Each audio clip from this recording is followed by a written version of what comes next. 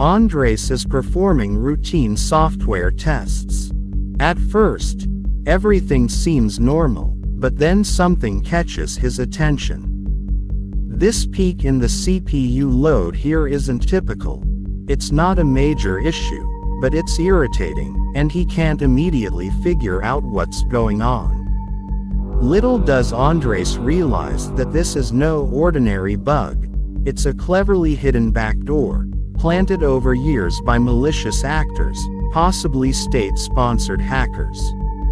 Now, it's poised to spread worldwide, granting access to millions of servers across the globe, including the systems of hospitals, corporations, and even entire governments. It's essentially a master key to the internet, sitting in the hands of criminals. At this point, Andres has no idea what's at stake, but he's about to literally save the internet. To understand this story, we need to take a brief detour into software engineering and focus on a specific piece of code. Many software programs are proprietary, like Microsoft Word, which only Microsoft employees can modify. Then there are open source programs, which are more collaborative. The source code is available for anyone to view and use, and anyone can contribute by suggesting changes. This has led to the development of many essential programs that power our digital infrastructure. While anyone can contribute to open source projects, certain individuals, known as maintainers, hold the final say over changes. They review, approve, or reject edits before they're implemented. Lassa Colin is one of these maintainers. He has been working on the Linux tool XZ utils for years. Linux is the most widely used open source operating system globally. While you might not run Linux directly, it powers most of the world's servers, mainframes, and the top 500 supercomputers. XZ is a data compression format included in almost every major Linux distribution. A Linux distribution is essentially a package containing all the necessary software for your computer to operate, and XZ helps compress data for faster storage and transfer, much like a zip file. Colin developed XZ utils back in 2005 and has since overseen all changes to the software. He reviews proposed edits, deciding whether they should be approved. Once approved, a new version of XZ utils can be integrated into Linux distributions. However, the process has recently encountered a roadblock. Two volunteer developers, and Kumar, are unhappy with Colin's handling of maintenance. They feel he's been slow to respond to their requests and messages, and expresses frustration, asking for updates after not hearing back for a week. Kumar is similarly dissatisfied, claiming it's doubtful that a new release will arrive this year and suggesting that the project may need a new maintainer. Colin, on the other hand, is struggling to keep up with the workload. His work on XZ utils is unpaid, and he admits his capacity to focus has been limited due to long-term mental health issues. He mentions working off-list with a developer named Gatan on XZ utils, and that Gatan may take on a bigger role in the future. Gatan first appears on GitHub in January 2021, contributing to other projects for over a year before she begins submitting changes for XZ utils in 2022. From that point, she becomes a regular contributor. Gatan is dedicated, polite, and helpful, often leaving friendly messages and offering assistance. Colin, likely relieved by the help after all the pressure from and Kumar, doesn't suspect anything unusual about Gatan. She seems to fit all the criteria for a reliable maintainer: time, skills, and interest. However, unbeknownst to Colin, something is deeply amiss with Gatan. In June 2022, Gatan is promoted to co-maintainer of XZ utils, gradually taking on more control of the project. Over the next year, she edits the software on her own, and in March 2023, she changes the contact email for OSIS, a service that helps identify bugs in open-source projects. From that point, security alerts are sent only to her, not to Colin.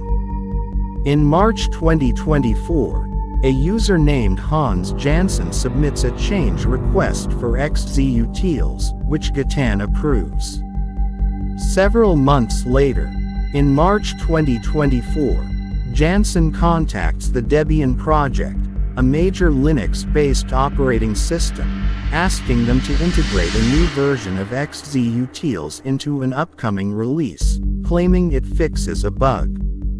Other users endorse the fix, but when one user raises concerns, another user named Corinne shuts them down quickly, dismissing the discussion. Shortly afterward, the Debian project incorporates the new version into a preliminary release of their operating system. At the same time, Andres, now a developer at Microsoft, is working on a project and downloads the latest version of Debian SID to run tests. SID is an unstable, insecure version of the operating system, and developers use it to test for bugs before new features are added. During his tests, Andres notices something odd. SSH, which is used to remotely access Linux machines, is consuming an unusually high amount of CPU resources. He also detects a small but noticeable performance drop of 500 milliseconds, which nobody else might notice but is significant to him. Andres investigates further and realizes that the issue is tied to XZ utils. SSH relies on XZ utils, and certain functions of XZ utils are triggered when SSH is executed. Andres digs deeper into the code and uncovers a hidden malicious piece of code, a backdoor that allows unauthorized access via SSH. This backdoor is so cleverly concealed that it went unnoticed during the review and testing phases. The code is slow, deliberately so, and it's the delay that caught Andres' attention. On March 27, Andres emails the Debian security team to inform them of his discovery. A few days later, he goes public, posting on Mastodon about the malicious code hidden in two versions of XZ utils. Andres also suspects that Gatan may have inserted the backdoor. When he reveals his findings, all chaos breaks loose. Could one person have prevented a massive cyber attack? This could have been one of the year's biggest cybersecurity stories. The U.S. Cyber Defense Agency issues an emergency security alert, but luckily, the affected software hasn't spread far. However, it has already infiltrated test versions of several major Linux distributions, putting it on the brink of global deployment. Within hours, a team of developers and cybersecurity experts scramble to fix the backdoor. If the software had made its way into the code of multiple operating systems, the consequences could have been catastrophic. Attackers could have gained unauthorized access to critical systems, compromising millions of computers and servers worldwide, including those used by schools, hospitals, and governments. Thanks to Andres, a major disaster was avoided. He's hailed as a hero, with his story quickly turning into a meme. Even Microsoft CEO Satya Nadella gives him a shout-out. Everyone is relieved, but the real question lingers: who was behind this attack? Andres doesn't believe it was the work of a single person. He suspects that Gatan had backup and that an Nkumar may have deliberately pressured Colin to make room for her. Jansen, Corrine, and Mizu also seem to have played a role in pushing the update through. This attack was a masterclass in social engineering, a technique where attackers manipulate people into making mistakes or taking actions they wouldn't normally take. In this case, the attackers were extremely patient and strategic, infiltrating XZ utils over several years. Experts believe this was likely the work of state-sponsored hackers, and they speculate that Gatan's trail leads to Russia, specifically to the hacker group Apt29, also known as Cozy Bear. This group is known for its sophisticated cyberattacks, and the style of the XZ utils attack fits their usual tactics. However, there's no definitive proof of this. What this case demonstrates is how vulnerable our digital infrastructure can be, especially when it relies on open-source software, which is often maintained by volunteers.